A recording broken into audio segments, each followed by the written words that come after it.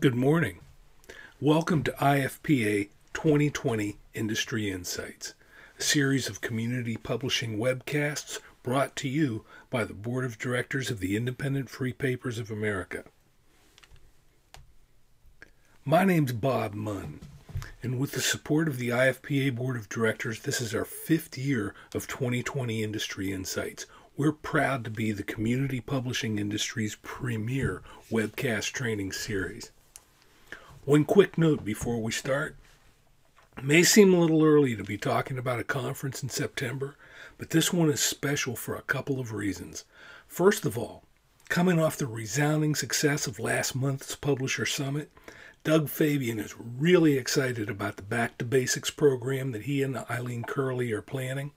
But on a personal note, and I know a lot of IFPA veterans share this view, of all the places I've traveled with IFPA, both to conferences and as a board member, San Antonio, Texas, and its Riverwalk is hands down the coolest, most enjoyable city I've visited. This year, we're going to be at the Hyatt Regency, right in the main nerve of the Riverwalk. And if you've never been there, the vibe in that place with its network of shops, cafes, and restaurants winding through the city along the river, just simply undeniable. The quality of the conference content is going to be what you'd expect from IFPA, but if your attendance at a conference was ever driven by the location, this is the one for it to be. September 24, 25, 26. Start saving the date. Today, I want to tell you about an idea I stole from a guy in the daily newspaper business. And that's not easy for me to admit, but it's the truth. What I learned from him inspired this slide, which to me summarizes effective sales leadership. The other thing that's not easy for me to say is that if I had taken this approach back when I was publishing, I would have made a lot more money. I would have saved a ton of awkward conversations. And the thing that really breaks my heart is that I could have been a much more effective leader to some very deserving salespeople. It's too late for that. But it's not too late for you. So let's get after it. In my mind, this is the sales manager job that you and I signed up for. Inspiring our team to reach new heights, coaching them when they need help, enjoying the rewards that they achieve through our leadership. That's a great job. Does anyone else's life look a little more like this? This is just the beginning. We filled up an entire flip chart sheet, probably twice this many items, with sales manager duties at the Publisher Summit a couple of years ago. John Lennon said that life is what happens while you're making other plans, and this is a sales manager's life we're staring at right there, isn't it? Sales managers are the most multitasked individuals in our industry, bar none. The only ones buried deeper are the general managers and publishers who try to run the sales team themselves. Now here's the really bad news. No matter what we do here today, none of this is going to change. No matter what we do here today, this industry's heaviest burdens are going to continue to fall on its sales leaders. That's just the way it is. Today, we're going to gain some leverage on this monster, though.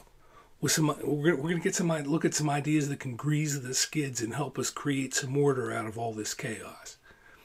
Do you know what makes this job 10 times harder than it even looks?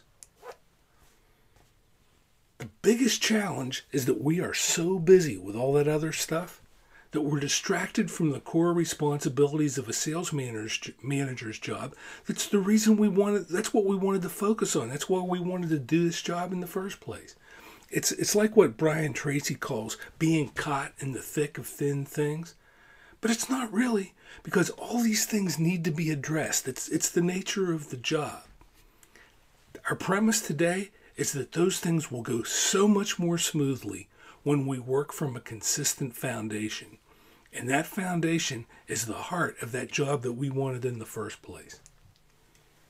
Has anyone here ever placed an ad that went something like this? Help wanted, sales, someone to service existing accounts and follow up on leads that are handed to you. Earn top money in a supportive, low-pressure working environment. Did you ever run that ad? You probably used words like self-starter and aggressive. Those were your expectations. But did you end up with people from the ad you wrote or more like the ad I just read? Why do you think that happens? Now, over the years, we've talked about the 4 types of salespeople on your team and how we identify them. We've talked about doing an autopsy on a dead sales call and helping salespeople break those calls down to identify where and why those calls went sideways and how to coach them through all that. But we're going to go deeper today. Today we concentrate on the very foundation your sales team is built on. Let's talk about the machine code at the heart of your sales team, the mutually held understandings that you and your salespeople instinctively share. Which begs the question, do our people know what we expect from them? Before you say yes, consider the question that probably inspired you to sign up for this session in the first place. Can you list 3 key expectations you hold for your sales team? To make it really tough, I should say, aside from revenue growth, list 3 key expectations, but you already have that written down, so go ahead and leave it. Besides, that wasn't really the important question. The big question is, if I asked your sales team to make that list, would their lists match yours? What are the mutually held understandings that guide your sales team's behavior? Now, I'll make it easier for you. The next slide is a list of 12 expectations I've seen for sales teams at one time or another. Someplace, somewhere, a sales team's being evaluated based on meeting some or all of these. It kind of reminds you of that overwhelming laundry list of sales manager responsibilities, doesn't it? You got to admit, this is a nearly comprehensive list of desirable behaviors and practices. There's nothing here that's not to like. However, have you found that the longer the list, the less likely it is to be followed? Sort of like that ad that features everything but as a result features nothing? But more important, who manages this stuff? Does the most multitasked individual in your organization, i.e. you, have time to monitor how many spec ads went out or how much time people spend in the office? And that's far from the worst part, because I want you to look at this list and tell me, is it possible to report to the office on time every day, be in the field for a designated number of hours, make 25 or 30 calls per day, and present 5 spec ads per week, follow up faithfully, be a good citizen in sales meetings, turn in all your reports complete and on time, know your credit and collection procedures inside and out? Is it possible to do all that and still fail to generate revenue growth? Damn right it is. I've seen it done. Give a salesperson a list like this, and they'll do just enough to shut you up and keep you off their backs. But that doesn't get you your revenue gains, does it? This is where we could get into a long, pointless Psych 1 debate over managing results over managing behaviors. I'm not going there today, not without a drink in my hand, and it's too early in the day for that. But let's leave it at this. You, the most multitasked people in the industry, have neither the time nor the bandwidth to be babysitting the behaviors on that list you just saw. The last time I looked, we get paid on results. Micromanaging your team's behaviors, keeping track of their time, keeping count of their calls, it doesn't generate revenue. All it does is annoy and distract the people we're supposed to be leading. We're here to serve customers and create revenue. When we set clear expectations and give our people the responsibility for the results, the behaviors will take care of themselves. Now, if I were sitting where you're sitting right now, I'd be saying, oh, Bob, that's big talk, but how do you get that done? In a minute, I'm going to show you that idea I stole. Have you ever had this conversation with a veteran salesperson? You. I'm concerned that you're having difficulty generating new business. Them. My numbers are up. You. That's true, but the lion's share of your numbers are coming from 2 or 3 key accounts. In fact, you actually have fewer active accounts than you had last year at this time. My numbers are up. You. Yeah, but what happens if one of those big accounts goes down, cuts back, or merges with a competitor? Okay, we don't have to go any further through this. I think you know what the response to that is. Does that sound familiar? Now, more likely than not, this person may have been one of your most productive salespeople at one time. They were probably good enough to close those horse accounts that they're riding on now. Are they your top salesperson today? Not top revenue generator, top salesperson. There's a difference. It doesn't sound to me like this guy's actually sold anything in quite a while. They're not working a sales territory. They're living off an annuity. Let's make a list of everyone that's bad for. It's bad for you because you have a production black hole on your sales team. It's bad for the organization because it's lost a once productive asset. It's bad for the customers that this once productive member of society might have served. It's even bad for that rep because recent history has proven that when we lean on a small number of majors for a living, we're living on borrowed time, and the balloon payments come and due really quick. And that's not the worst part of it. All that other stuff is bad. But what does this say to the rest of your sales team when the lion's share of sales commissions flow to someone who hasn't made a cold call since the first Bush administration? It sucks for everybody. When the most multitasked individuals in community publishing, i.e. us, encounter challenges like this, what's the first thing we do? We look at the comp plan, because that's something we can control. And for most of us, the comp plan is some form of a commission equals collected sales times a percentage calculation. That's the way we've been doing it since the Civil War. And this model has been producing veteran salespeople in comfort zones since before any of us were born. Strangely, this antique is the least of our problems.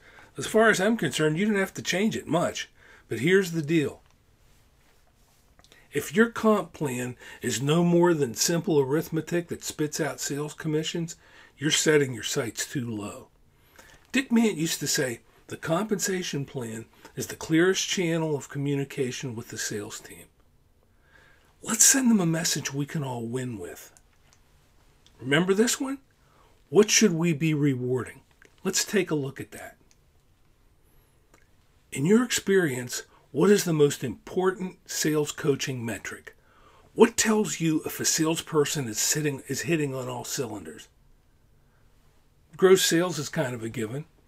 Let's go deeper. Some very successful organizations in this industry emphasize measuring the number of active customers to determine the health of a sales territory. Kind of makes sense. Do you judge salespeople on the number of calls that they make? What criteria do you use to measure your sales team? What do you look at? Now, I stole this approach from a guy at the Daily in Tampa, and there are people in our industry using some form of this successfully right now.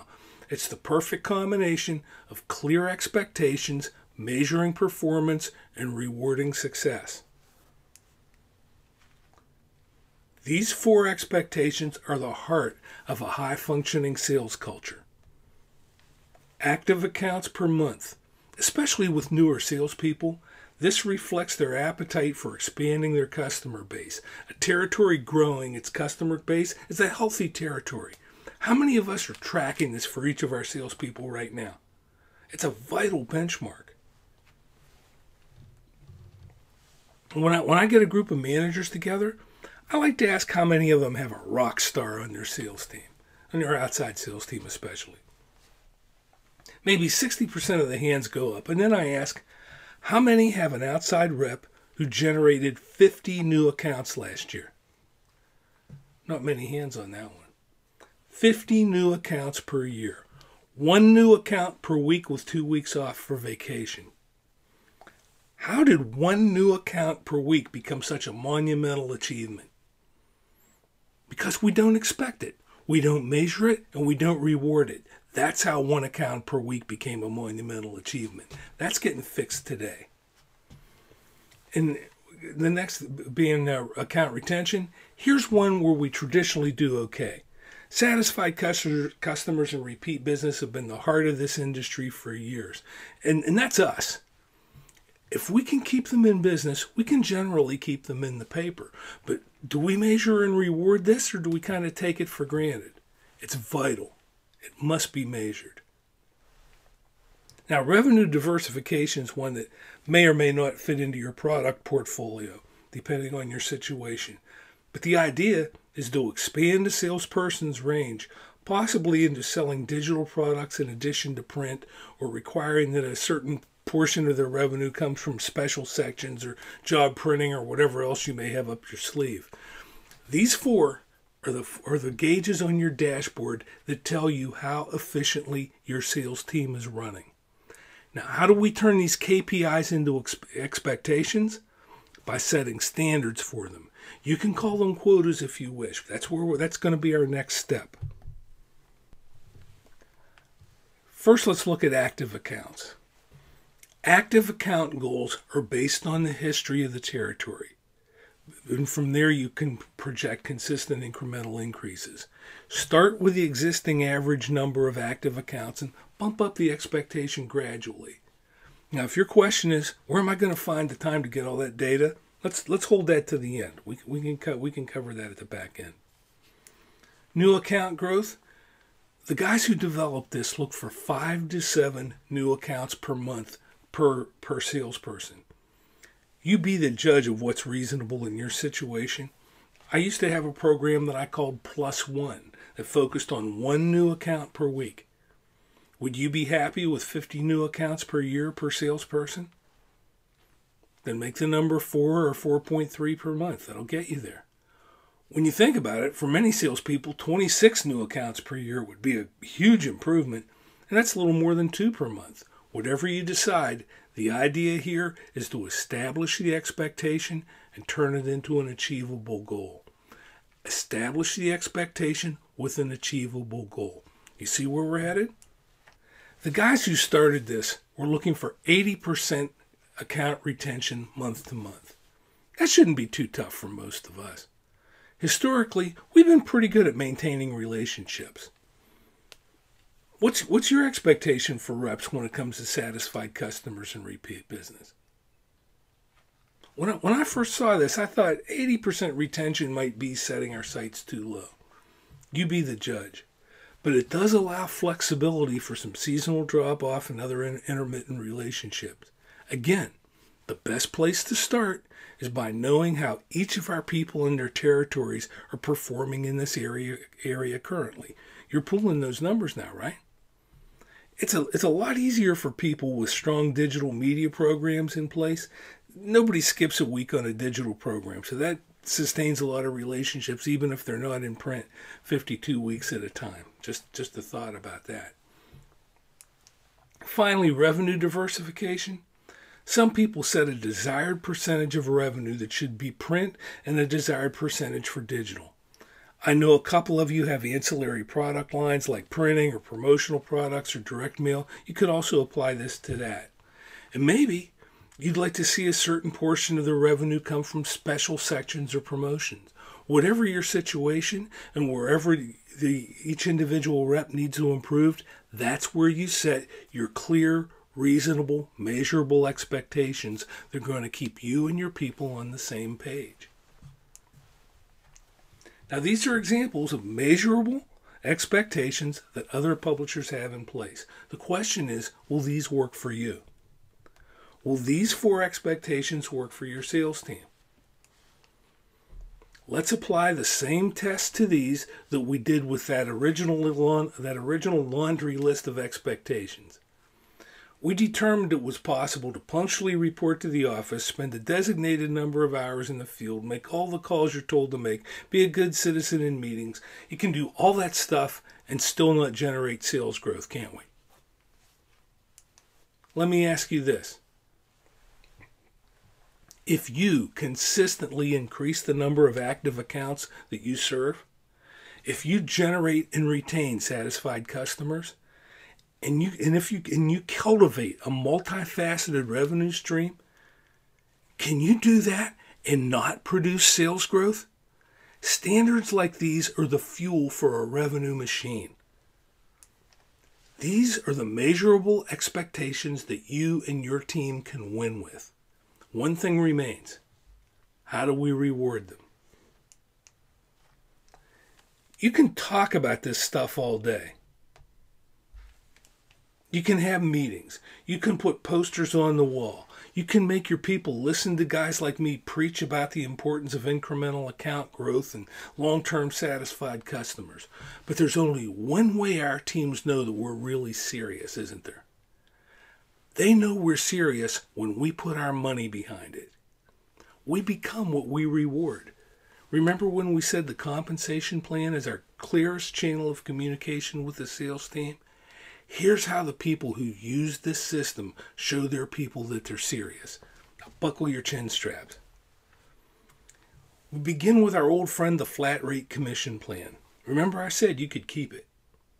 Let's say your commission rate is 15%. Nothing creative. If you have a guarantee plus commission, don't mess with it. This only deals with the commission component. We're going to take this simple arithmetic that spits out sales commission, and we're going to turn it into a plan that rewards shared expectations and performance, a plan that your team can buy into. In this world, managers take their expectations seriously, and they reward people handsomely when they perform.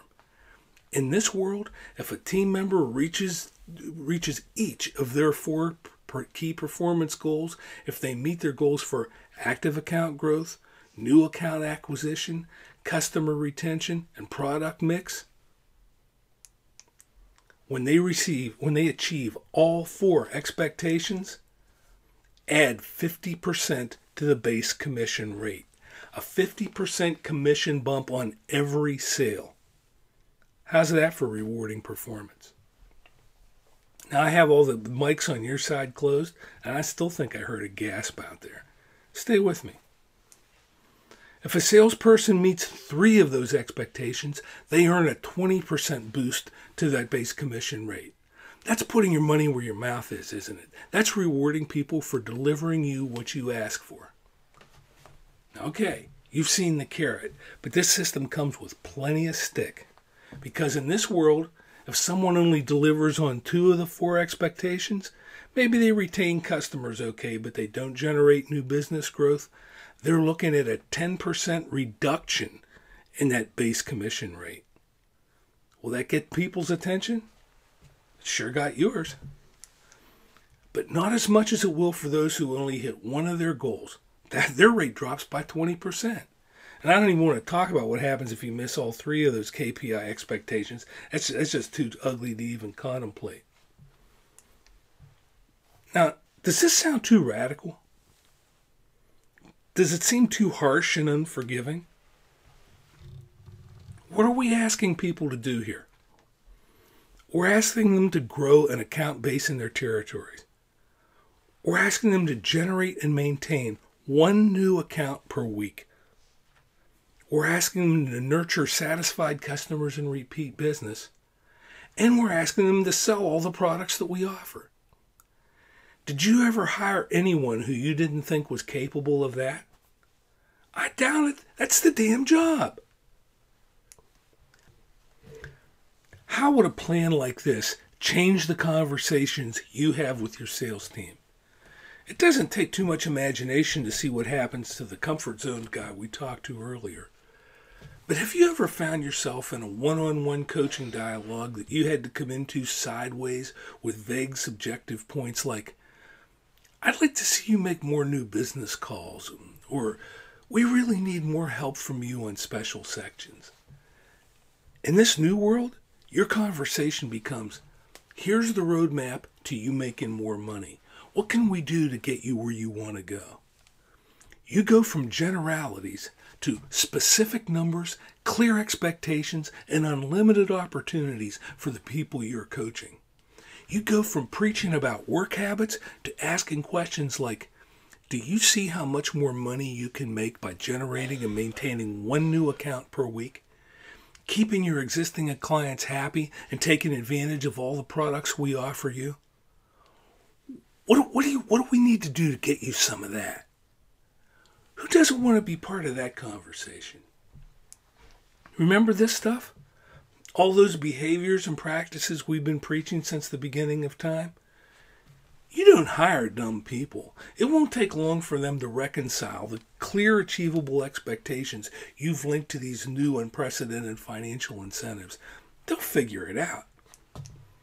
When you show me what I can earn by meeting your expectations, I'm going to figure out that I need to be in the field early. I'm going to understand the advantage of putting spec ads in front of my prospects. I'm going to be making new business calls. When you show me what I can earn by hitting your goals, I'm going to be selling every product you give me. I'm going to be running my territory like a business, and I'm going to be coming to you for constructive suggestions that'll help me get a new piece of that action. Because with an incentive plan like this, I'd have to be an idiot not to. Now, granted, there's some idiots out there who'll see this as some sort of trick to make them earn more money. That kind of says it all, doesn't it? Someone's tricking them into making more money. If, by some chance, I am that kind of idiot, I'm taking up space on your sales team. A couple of months of not hitting my KPIs is either going to straighten my head up or it's going to put me out the door and make room for someone who can help you win in this new world. Either way, problem solved. Your compensation plan can be your most effective coaching tool. It tells people what your organization values and the results it chooses to reward.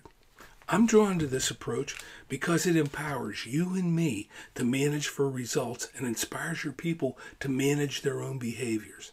It's a game that everyone can play and everyone can win. Now I'm seeing a bunch of questions popping up here, so let me take a quick look at that and address a couple of those. And we do have questions. First question, what is Flash? Somebody really did read all that slide. Flash reports are a practice you find in some larger publications. It's a midweek sales projection that each salesperson is responsible for.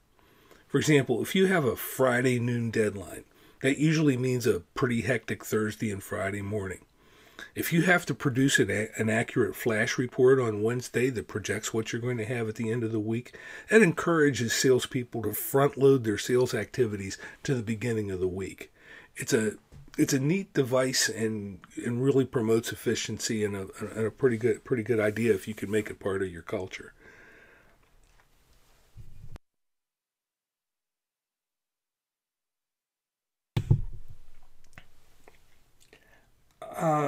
Is it realistic to expect legacy reps to accept changes like this?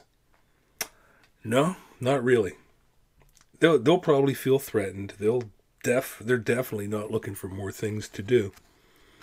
They'd probably feel okay about the opportunity to increase their sales commission by 50%.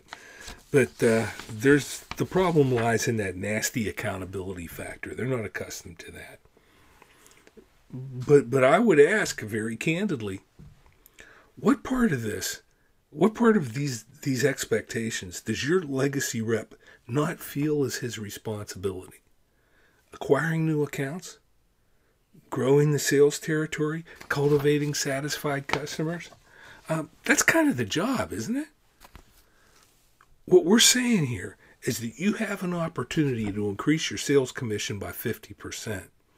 But we're going to share some understandings of what this job entails and what effective performance looks like in your sales culture.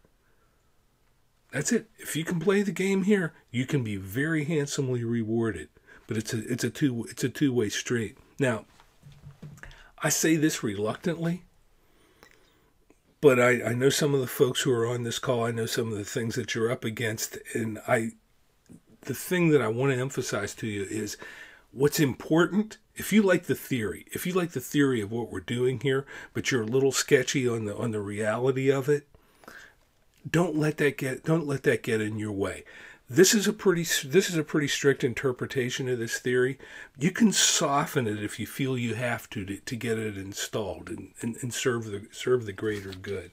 For example, okay, if you look at the situation where they hit 2 of their KPIs, but still take get a 10% hit to their commission. If you want to soften this a little bit, make that one neutral. Hit 2 KPIs, you get to keep the same commission rate you already had. You know, if you need that to soften that out in the middle there to get this up and running in your organization, you'll still achieve what you really want to do, which is exceptional, handsome rewards for exceptional achievement on the 4s and the 3s. And some nasty reality for people who don't achieve what you need them to achieve and don't meet your expectations. So those are still in there. And if you have to soften up that middle to make it more palatable to get it started, I think that still continues to serve the greater good.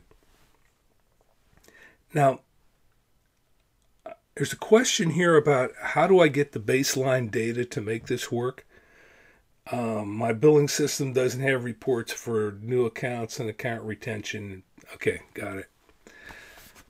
The most important thing from today is that you understand how important those leading indicators, like account growth, account retention, product diversification, are to effective coaching. That data is golden. Data is the breakfast of champions, and that tells you that's your speedometer that tells you how efficiently your sales team's running. If you have a CRM or an accounting system that can't get you where you need to be, that's a fundamental deficiency there, and that needs to be a conversation you have with your vendor. But that having been said, you can still get it. For example, it's not too tough to keep track of new accounts. If nothing else, your reps can self-report on that. And if accounting can't help you, you may need to extract some of this information manually from the data you do have. And that may require some labor hours. That may require some clerical people, especially at the beginning, if you have to dig out history. But keep in mind, the value of this objective, measurable data when it comes to coaching your sales team, absolutely invaluable, definitely worth the investment. So don't be intimidated by the original pick and shovel work you have to do to get the data to make this system work. Well worth it long term. Okay, this one is okay. I'm going to have to paraphrase. I don't know about your world, but we're struggling. I'm trying to get my cost of sales down, not increase it by increasing the commission rate. That's not really a question, but I get your point, and I applaud your candor. I appreciate your honesty and frankness. Keep in mind, the only commission rate increases are going to be to exceptional performers. Right now in your organization, how many of your salespeople are steadily increasing the sales volume in their territories? How many of your salespeople are generating 50 new accounts per year? I mean, from this, how many are putting their full effort into every special section or ancillary product that you produce? From the sound of things, probably not many. But here's the real question: is what would happen if they did? What would happen if they met those expectations? You'd be looking at one of the most profitable sales spikes in the history of your company. Okay, if this still isn't accessible, get in touch with me. I'll help you do the math. Believe me, you want to be in a place where you're paying those new commissions. That's the least of your problems. You want to be in a place where you're paying those new commissions. There's my email address on the screen. Don't hesitate to be in touch, because all of you, I would love to see how you want to manifest this in your own operations, and how we turn this into a tool that every one of our independent free paper publishers can enjoy. Ever mindful that my audience is the most multitask group in the community publishing industry, I don't want to keep you here all day. I do want to thank you for your attention and encourage you to be in touch with me. I think as I said, my email's on that slide. If you want to pursue this further, I'm your guy. But in the meantime, this is Bob Munn, speaking for the IFPA Board of Directors, saying, the future doesn't begin tomorrow. It starts right now, this instant, with what you plan to do with the ideas you heard today. Have a great day, everyone, and thanks for stopping by.